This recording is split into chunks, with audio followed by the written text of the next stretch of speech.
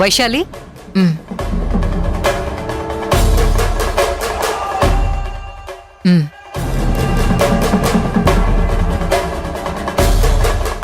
ఈ పేపర్స్ ఏంటో తెలుసా మృణాలి గారు? నాకెలా తెలుస్తుందండి? అదే నిజమేలేండి. ఈ పేపర్స్ నిన్న డ్రగ్స్ కేసులో అరెస్ట్ అయిన సురేష్ కాల్ డేటా.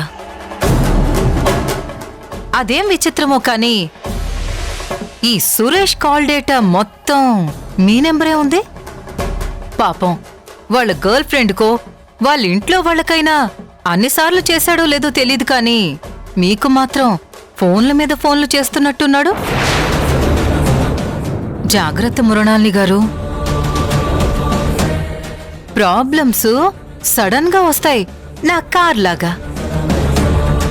అందుకే మీరు ముందే అన్నీ చూసుకోవాలి. మరి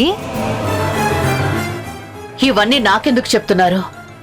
అసలు మీరెవరో కూడా నాకు తెలియదు, నేనెవరో మీకు తెలియదు.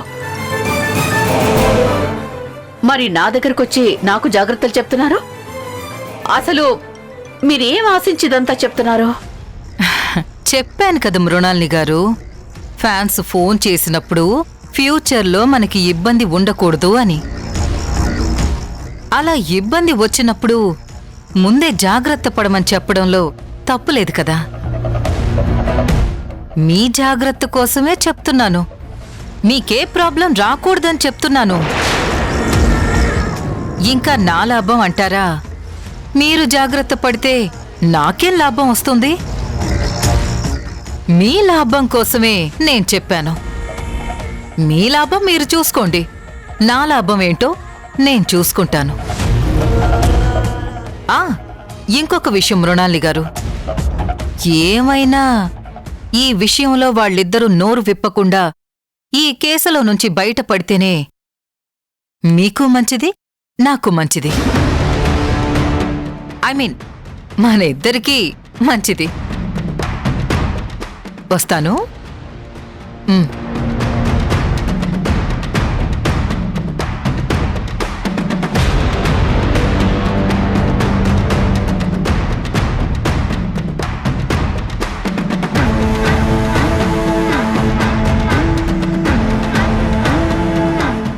అవును, తను చెప్పింది కూడా నిజమే కదా.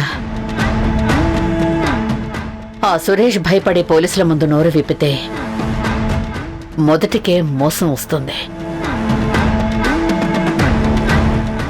ముందు సురేష్ని కేసు నుంచి బయటపడేయాలి.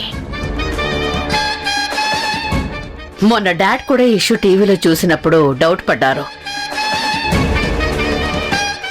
వీలైనంత తొందరగా ఆ సురేష్ని నిర్దోషిగా విడిపించాలి, లేదా దీపక్ గురించి బయట అందరికీ తెలిసిపోతుంది.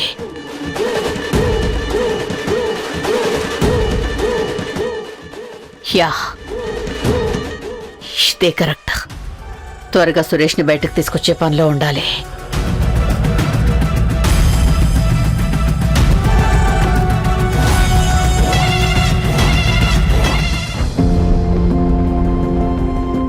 గౌతమ్ గారు, కొంచెం బైక్ పక్కన ఆపండి, రాణి కాల్ చేస్తుంది.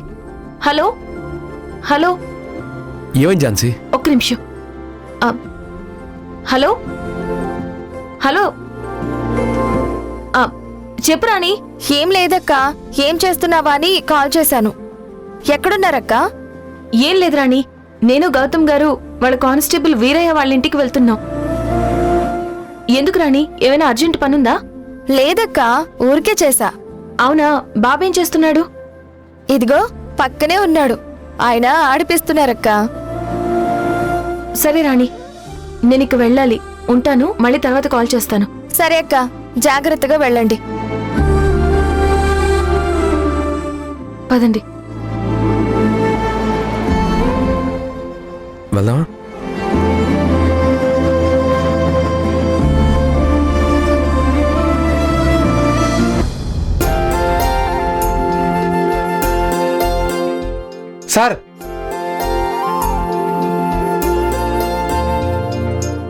సార్ మీరేంటి సార్ ఇలా వచ్చారు? ఏం కాకా, మేము మీ ఇంటికి రాకూడదా? కాదు సార్, కబురంపితే నేనే వచ్చేవాడిని కదా. ఇది మీరొచ్చే పని కాదులే, మేమే రావాలి. రండి సార్. అమ్మ రండి అమ్మా, రండి రండి రండి. అలివేలు సార్ వచ్చారు. రండి సార్, రండి అమ్మా. సార్ మీరు మా ఇంటికి వస్తే కూర్చోడానికి కుర్చీ కూడా లేదు. మా ఇంట్లో ఆ వసతి కూడా లేదు. కూర్చోండి సార్. లేదు కాకా, మేము ఇక్కడ కూర్చోండి. కూర్చోండి అమ్మా, కూర్చోండి. మీరు కూడా కూర్చోండి కాకా. పర్లేదు సార్. పర్వాలేదు, కూర్చో కాకా. నా భార్య అలివేలు సార్. నమస్తే అండి. ఝాన్సీ, ఈ కాకా మా స్టేషన్లో సీనియర్ కానిస్టేబుల్. చాలా నిజాయితీపరుడు. డ్యూటీలో ఎప్పుడూ సిన్సియర్గా ఉంటాడు. అందుకే సస్పెండ్ అయ్యారు. ఏంటి? ఆ? ఏం లేదు. ఏదో అన్నావు. అంటే అంత నిజాయితీ పరుణ్ణి డ్యూటీ ఎందుకు చేయనిస్తారు? అందుకే సస్పెండ్ అయ్యారు అంటున్నాను. కాకా, మీరేం దిగులు పడకండి. మీ కేసు గురించి మాట్లాడడానికే వచ్చాను. ఈ మేడం లాయర్. మీ తరపున కేసు వాదించడానికే తను వచ్చింది. కానీ లాయర్ని పెట్టుకుని కేసు గెలిచేంత స్తోమత నాకు లేదు. ఈ కోర్టులు కేసులు ఇవన్నీ మనకు అవసరమా చెప్పండి? మీరేం బాధపడకండి. మీ కేసు వాదిస్తున్నందుకు ఈ లాయర్ గారు డబ్బులేం తీసుకోరు. మీ పరిస్థితి నేను ముందే చెప్పాను. మీరు డబ్బు గురించి ఏం ఆలోచించకండి. చాలా థ్యాంక్స్ సార్. మీ సహాయాన్ని మర్చిపోలేను. మేడం, సార్ చాలా మంచివారు. ఎవరైనా ఆపదలో ఉన్నారంటే ముందు వెనక ఏం ఆలోచించకుండా సహాయం చేస్తారు. ఇలాంటి మనిషి మా డిపార్ట్మెంట్లో ఉండవలసిన వారు కాదు. డిపార్ట్మెంట్ మొత్తం అవినీతి అన్యాయాలతో నిండిపోయింది. సారు మాత్రం ఈ రోజుల్లో కూడా నీతి నిజాయితీ అంటూ గంజాయి వనంలో తులసి మొక్కలా మిగిలిపోయారు. అలా చెప్పు కాక. నేను చెప్తుంటే వినట్లేదు, నా మాట నమ్మట్లేదు. మీరన్నా నా గురించి కొంచెం ఎలివేషన్ ఇచ్చి రికమెండ్ చేయండి. ఊరుకోడు సార్, మిమ్మల్ని నమ్మకుండానే మీతో ఇంత దూరం వచ్చిందా? మీ గురించి మేడంకి తెలీదా? మళ్ళీ నేను చెప్పేదేముంది? ఏమీ తెలీదు. నేనేంటో, నా మనసేంటో, నా మనసులో ఏముందో అవన్నీ ఆవిడకి అవసరం లేదు. ఈవిడ అనుకున్నదే చేస్తుంది. సార్, ఒక మాట చెప్పనా? నేను మీ అంత చదువుకోకపోయినా లోకజ్ఞానం ఉన్నవాడిగా చెప్తున్నాను. మేడంకి మీ మీద నమ్మకం లేకపోయి ఉంటే మీతో ఇంత దూరం మీ బండెక్కి వచ్చేదా? ఆ ప్రశ్న నేను మిమ్మల్ని అడగట్లేదు సార్. మీరే మిమ్మల్ని ప్రశ్నించుకోండి. అప్పుడే మీకు సమాధానం దొరుకుతుంది.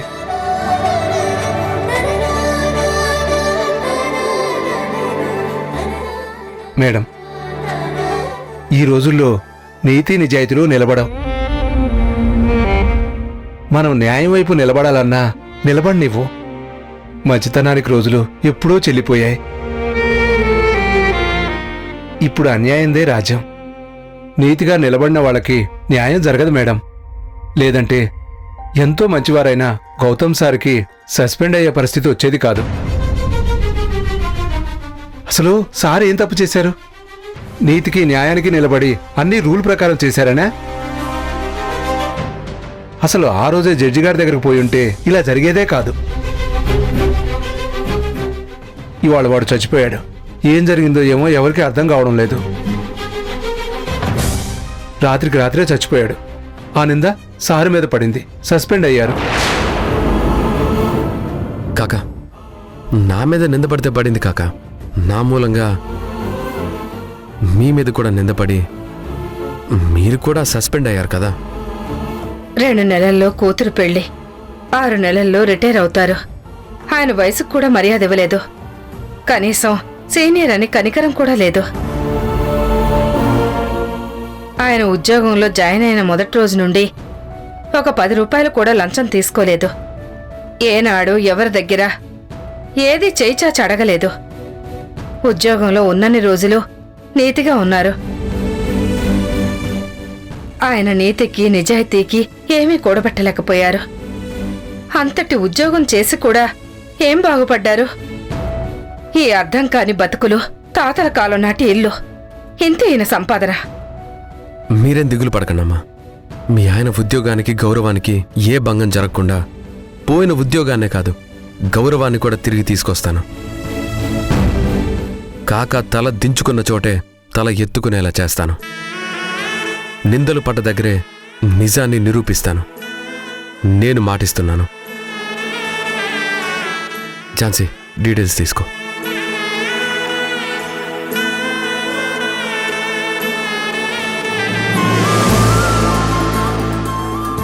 ఇదిగోండి, ఇక్కడ ఒకసారి అలాగే. చేయండి.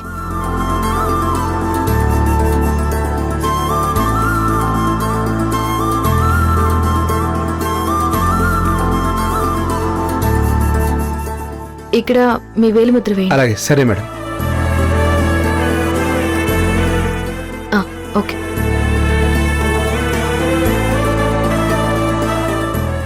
ఓకే, డన్ గౌతమ్ గారు. కాకా, ప్రస్తుతానికి ఉంచండి. ఏదైనా అవసరం వస్తే వెంటనే నాకు ఫోన్ చేయండి. వద్దు సార్, వద్దు. ఇప్పుడు ఇవన్నీ ఎందుకు సార్? పర్వాలేదు కాకా, నేను చెప్తున్నాను కదా. ఇది ఉంచండి, ఉంచండి. మీ సహాయాన్ని మర్చిపోలేను సార్. చాలా థ్యాంక్స్. సరే, నేను వెళ్ళొస్తాను. ఝాన్సీ, వెళ్దామా? మీరే చూసుకోవాలి.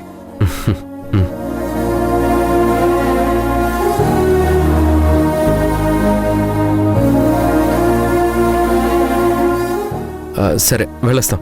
మంచిది సార్.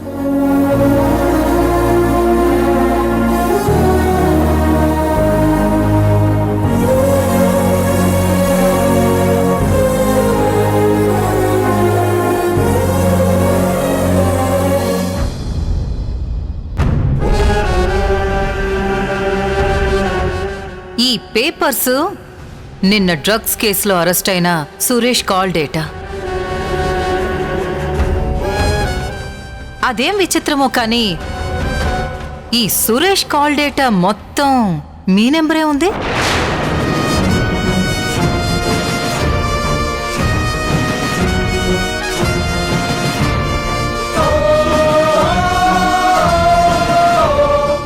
మురుడాల్ని ఏంటి, ఎందుకు అంత టెన్షన్గా ఉన్నా? ఏదైనా ప్రాబ్లమా? ప్రాబ్లమా అని అంత చిన్నగా అడుగుతావేంటి ప్రసాద్? కొంప మునిగిపోయేంత పెద్ద ప్రాబ్లం వచ్చి పడింది. ఏంటది? ఈ గౌతమ్ గాడు తెచ్చిన తిప్పలు. వాడే చిక్కుల్లో ఉంటే వాడు నీకు ఏ ప్రాబ్లం క్రియేట్ చేశాడు? దీపక్ ఫ్రెండ్ సురేష్ ని అరెస్ట్ చేశాడు కదా. చేశాడు. అయితే ఆ సురేష్ డ్రగ్ కేసులో అరెస్ట్ అయ్యాడు కాబట్టి వాడికి ఎవరెవరితో సంబంధాలున్నాయని డేటా అంతా తీస్తారు. తీస్తే తీసుకో. నువ్వు వాడి ఫోన్ డేటా తీస్తే నువ్వెందుకు ఇంత టెన్షన్ పడాలి? టెన్షన్ పడక ఇంకేం చేయాలి ప్రసాద్? వాడి ఫోన్లో మన కాంటాక్ట్ నంబర్ ఉంటుంది కదా. మనది ఎందుకుంటుంది? అబ్బా ప్రసాద్, ప్రసాద్, మనది అంటే నీది కాకపోవచ్చు, నాది. దీపక్ ఎన్నోసార్లు ఆ సురేష్ నంబర్ నుండి మనకి కాల్ చేశాడు. దీపక్ కోసం మనం ఎన్నోసార్లు ఆ సురేష్ నంబర్కి డబ్బులు పంపించాము. అది చాలదా మనం టెన్షన్ పడడానికి? అది కాక వాడు నోరు తెరిస్తే మన దీపక్ విషయం అంతా బయటపడుతుంది. నిజమే కదా. మరి ఇప్పుడు నువ్వు ఏం చేద్దాం అనుకుంటున్నావు? అదే అర్థం కావడం లేదు ప్రసాద్.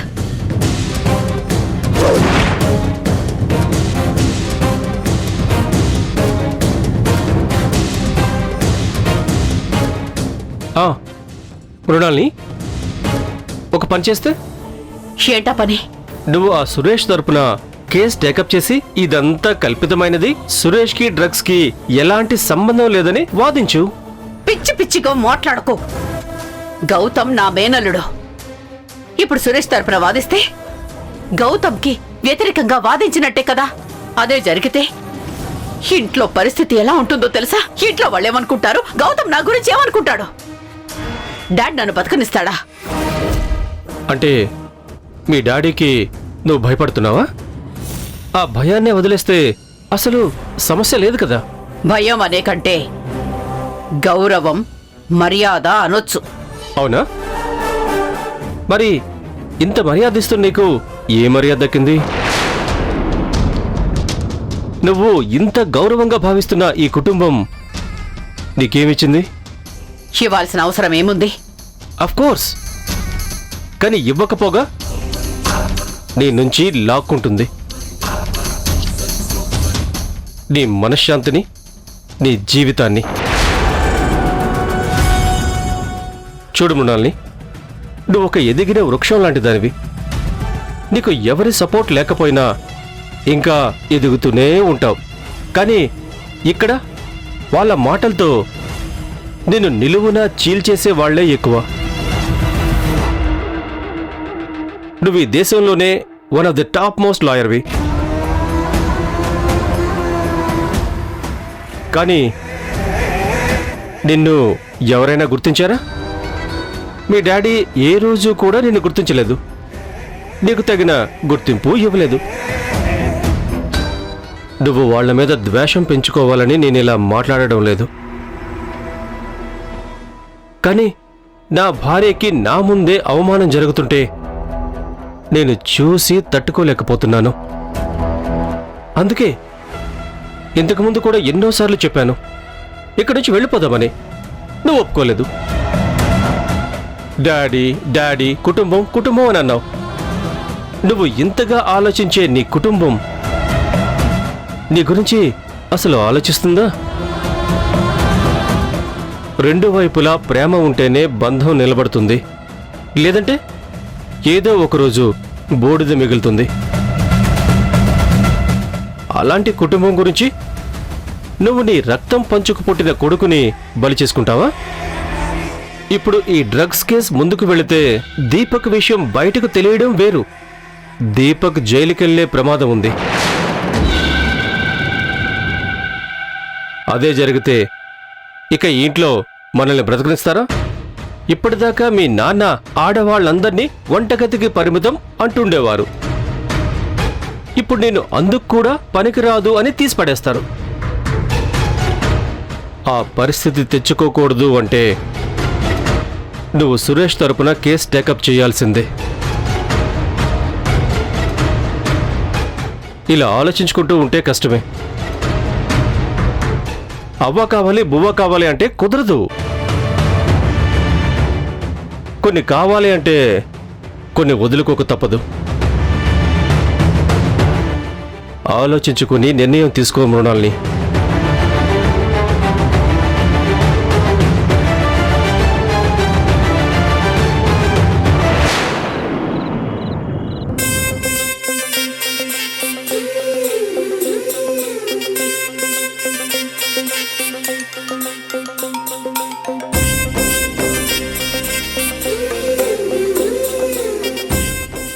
వదినా, ఈరోజు స్వీట్ ఏం చేయలేదా?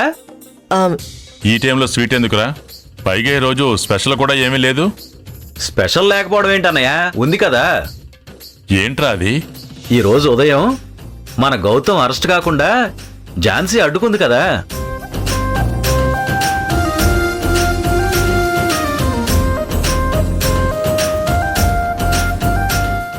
కొంతమంది లాయర్ల సైలెంట్గా ఉండకుండా చాలా తెలివిగా ఆలోచించి బెయిల్ తీసుకొచ్చింది కదా.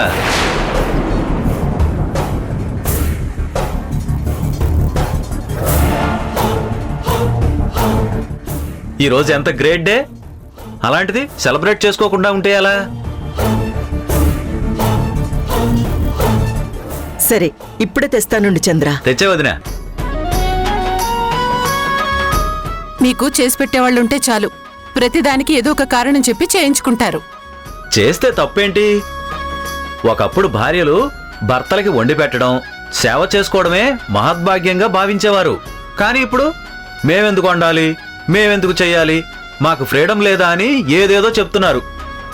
చేసుకో పద్మ, పతి సేవ చేసుకో. అలా చేసుకుంటే కనీసం వచ్చే జన్మలోనైనా ప్రతి దాంట్లో నాలా తలదూర్చే మొగుడు కాకుండా మా వరప్రసాద్ బావల తలూపే మొగుడు వస్తాడు.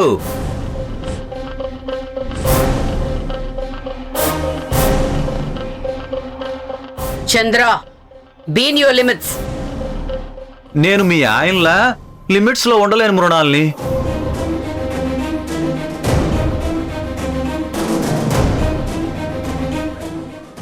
ఏంటండి అది? ఏదో అన్నాను గాని అసలు ఈ వరప్రసాద్ గడు నిజంగానే తల ఊపుతాడా లేదా నటిస్తాడా? అతి వినయం ధూర్త లక్షణం అన్నట్టుగా ఉంటుంది వీడి ప్రవర్తన. నాకు మాత్రం ఎప్పుడూ తేడాగానే కనిపిస్తాడు.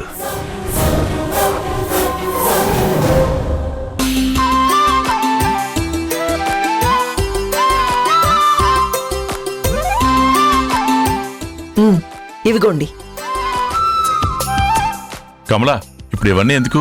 అన్నయ్య, ఇవి నీకు కాదు, ఇవి బీపీ షుగర్లు ఉన్న వాళ్ళు అస్సలు తినకూడదు. వదినా, అసలు నీ కంటికి నేను ఎలా కనిపిస్తున్నాను? మనిషి అన్నవాడు ఎవడైనా ఇన్ని స్వీట్స్ తింటాడా? వాడు తీసే.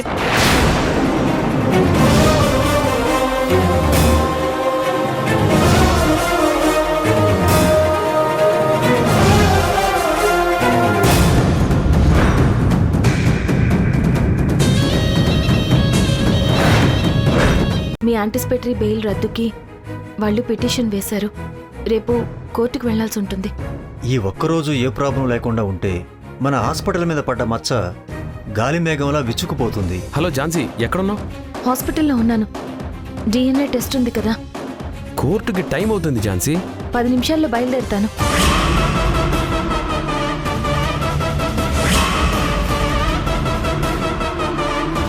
ఈ కేసుని నేను వాదించాలనుకుంటున్నాను. ఎందుకంటే అక్యూజ్డ్గా చూపిస్తున్న సురేష్, మోహన్ నా క్లయింట్స్.